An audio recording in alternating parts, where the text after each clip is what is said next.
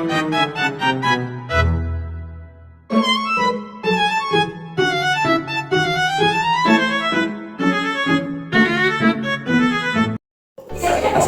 warahmatullahi wabarakatuh. Sebelumnya, terima kasih pada Ibu Miman Isman selaku dosen pengampu mata kuliah Perdagangan Luar Negeri. Di sini kami dari kelompok 3 izin mempresentasikan materi tentang lembaga pendukung yang terlibat dalam perdagangan luar negeri. Sebelum masuk ke dalam materi, kami akan memperkenalkan anggota kami satu-satu. Yang pertama, ada saya sendiri, Raican Rahmatullah, NPM 2022 14500 263. Saya Putri Amelia dengan NPM 2022 14500 206. Dan terakhir, saya Sabina Salsabila dengan NPM 2022 14500 240. Kalau ngomongin tentang perdagangan luar negeri atau internasional, sudah pasti kita mengenal tentang ekspor dan impor. Tapi, tahukah kalian tentang lembaga pendukung perdagangan luar negeri agar perdagangan tersebut berjalan dengan lancar dan aman? Maka dari itu, simak pembahasan dari kami selama beberapa menit ke depan untuk mengetahui apa saja lembaga-lembaga pendukung perdagangan luar negeri. Setiap negara di dunia memiliki potensi sumber daya yang berbeda. Contohnya, negara tetangga kita, Malaysia. Malaysia merupakan salah satu negara penghasil timah terbesar di Asia Tenggara.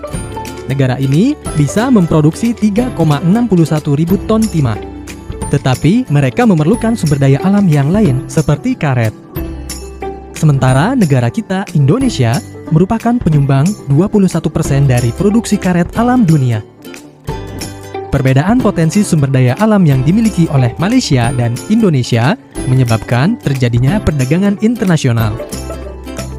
Malaysia memperdagangkan timah ke Indonesia, sedangkan Indonesia menjual karet ke Malaysia.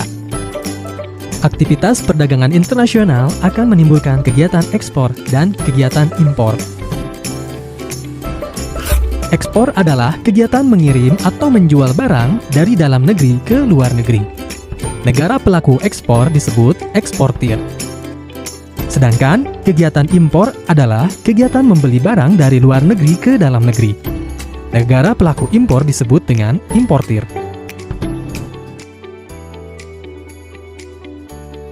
Direktorat Jenderal Bea dan Cukai atau disebut juga Bea Cukai adalah salah satu unit di bawah Kementerian Keuangan yang bertugas untuk mengawasi lalu lintas barang dari dalam atau luar negeri serta mengawasi barang-barang yang memiliki sifat atau karakteristik tertentu. Bea adalah pungutan yang dikenakan oleh pemerintah kepada barang yang diekspor maupun yang diimpor. Lalu cukai merupakan pungutan yang dilakukan oleh pemerintah kepada barang yang memiliki karakteristik tertentu yang ditetapkan oleh peraturan perundang-undangan. Peran dan tugas Bea Cukai. Bea Cukai tidak hanya bertanggung jawab dalam mengawasi ekspor dan impor barang, tetapi juga melindungi masyarakat dan lingkungan, memperkuat penerimaan negara, serta mengontrol peredaran barang-barang yang ilegal. Bea Cukai bertanggung jawab dalam mengawasi impor dan ekspor barang. Tugas ini meliputi pemeriksaan dokumen fisik serta pemungutan pajak dan bea cukai jika diperlukan. Dengan pengawasan impor dan ekspor barang, Bea Cukai dapat memastikan bahwa barang-barang yang masuk atau keluar negara telah memenuhi persyaratan yang telah ditentukan. Kita bahas terkait barang kiriman dari luar negeri. Disimak ya. Barang kiriman adalah barang yang dikirim oleh penyelenggara pos dari luar negeri ke Indonesia. Dalam pemeriksaan barang kirimanmu, tentu saja disaksikan dan dibuka oleh penyelenggara pos atau pengusaha jasa titipan. Jadi, petugas Bea Cukai hanya mengecek kesesuaian jumlah dan jenis barangnya dengan dokumen yang disertakan. Dalam aturan ini, Bea Cukai memberikan pembebasan bea masuk atas barang kiriman senilai $3 per kiriman. Sedangkan pungutan pajak dalam rangka impor diberlakukan normal, yaitu PPN sebesar 10%. Kalau lebih dari $3 gimana dong?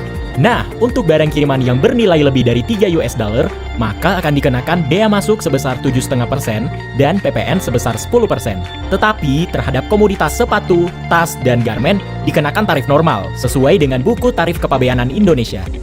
Untuk barang kiriman berupa barang kena cukai, kelebihan jumlahnya akan dimusnahkan oleh petugas Bea Cukai dengan disaksikan penyelenggara pos. Sedangkan untuk pungutan pajaknya tetap berlaku batas pembebasan bea masuk sebesar $3.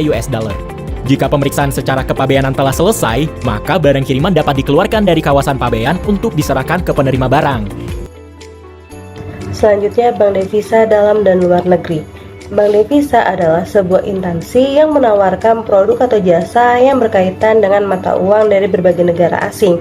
Layanan di dalamnya antara lain mulai dari transaksi ke luar negeri, jual beli valuta asing atau walas, serta kegiatan ekspor impor dan lain sebagainya. Menurut KBBI, bank devisa ini adalah badan usaha di bidang keuangan yang mengatur peredaran devisa dan alat pembayaran ke luar negeri. Sedangkan, menurut Otoritas Jasa Keuangan atau OJK, bank devisa ini adalah bank umum yang dapat melakukan kegiatan dalam valuta asing dengan memenuhi ketentuan yang sudah ditetapkan oleh Bank Indonesia. Nah, lembaga ini itu berperan juga dalam menjaga stabilitas keuangan suatu negara, mengatur aliran valuta asing, dan menjaga nilai tukar mata uang. Di beberapa negara, bank devisa ini juga bertindak sebagai agen atau pelaksana kebijakan moneter yang ditetapkan oleh lembaga keuangan sentral. Perusahaan jasa transportasi dan jasa kepabeanan.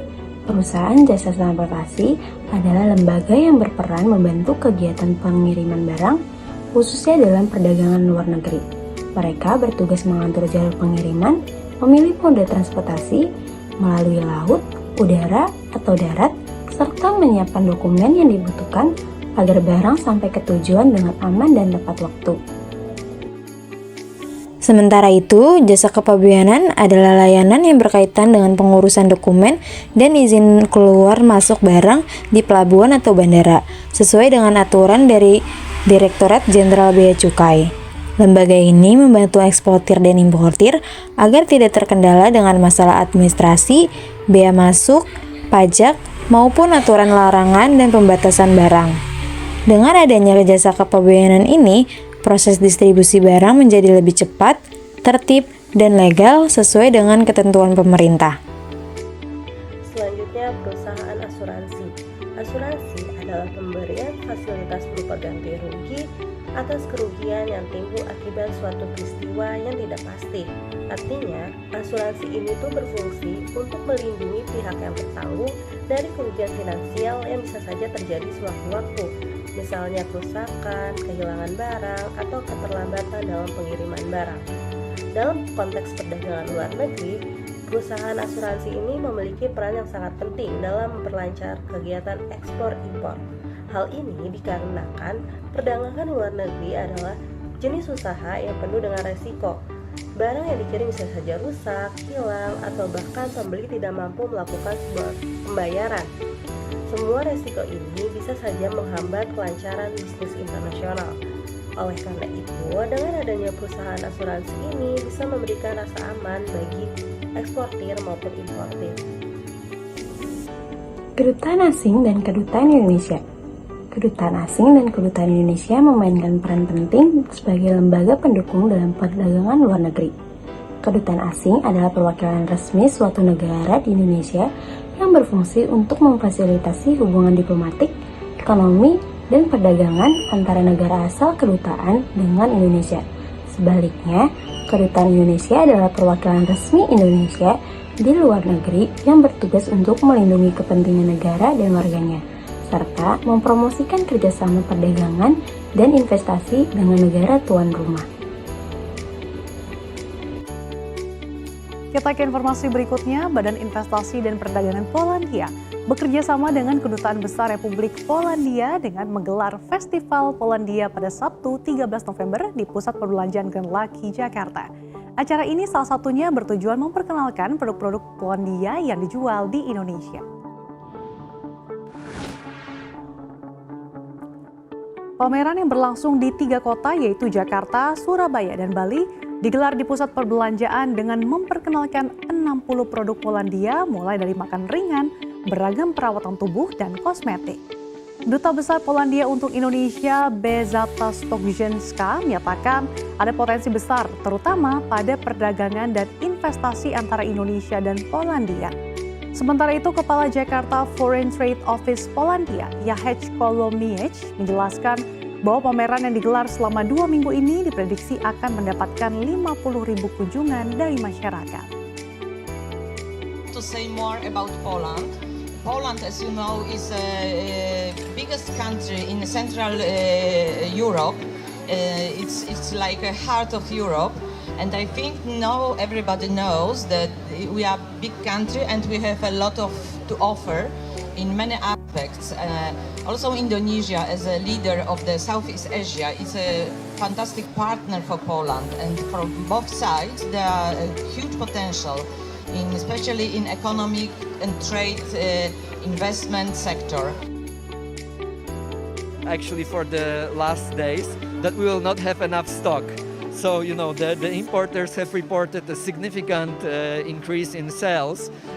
So it has been very successful. So we care about the success of our partners.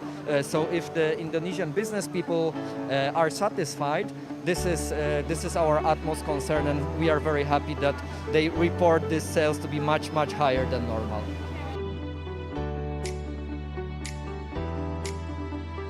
Saya akan membahas tentang surveyor. Surveyor adalah lembaga independen yang artinya mereka berdiri sendiri dan tidak memihak ke penjual maupun pembeli. Tugas utama surveyor yaitu memeriksa, memverifikasi, dan mengawasi barang yang diperdagangkan antar negara. Jadi, mereka semacam pihak ketiga yang netral untuk memastikan bahwa semua barang yang dikirim sudah sesuai dengan aturan dan kesepakatan. Kenapa surveyor ini penting? Karena dalam perdagangan luar negeri, seringkali ada perbedaan informasi antara penjual dan pembeli. Misalnya, penjual mengklaim barangnya berkualitas bagus, tetapi pembeli belum tentu percaya sebelum ada bukti resmi. Disinilah peran surveyor, yang mana mereka turun langsung mengecek barang, lalu hasilnya dituangkan dalam bentuk sertifikat survei. Sertifikat ini menjadi jaminan bahwa barang memang sudah sesuai kontrak, dan sertifikat ini juga sering dipakai sebagai syarat administrasi di bea cukai maupun dalam proses pembayaran lewat bank dengan sistem letter of credit. Ada peran-peran penting surveyor antara lain. Yang pertama, ada verifikasi kuantitas dan kualitas, yang dimana surveyor mengecek apakah jumlah barang yang sudah sesuai dengan kontrak dan apakah kualitasnya memenuhi standar yang disepakati. Dan yang kedua, ada menjamin kesesuaian harga dan volume dengan dokumen, yang dimana surveyor mencocokkan barang yang diperiksa dengan dokumen perdagangan seperti invoice, packing list, atau kontrak. Jadi barang yang dikirim dan data di kertas tidak boleh berbeda. Dan yang ketiga, ada mencegah under invoicing dan over invoicing. Kadang ada pihak yang nakal menurunkan harga barang di dokumen agar pajak dan bea cukai yang dibayar lebih kecil, atau malah menaikkan harga untuk tujuan tertentu. Surveyor bisa mencegah hal ini karena mereka yang mengawasi secara langsung di lapangan. Dan yang keempat, ada mengeluarkan sertifikat survei, yang dimana setelah pemeriksaan selesai, surveyor mengeluarkan sertifikat resmi. Sertifikat ini adalah bukti sah bahwa barang sudah dicek dan sesuai aturan. Sertifikat inilah yang kemudian dipakai dalam proses pengeluaran barang dari pelabuhan hingga syarat pencairan pembayaran di bank. Selanjutnya saya akan membahas tentang departemen dan instansi yang terkait.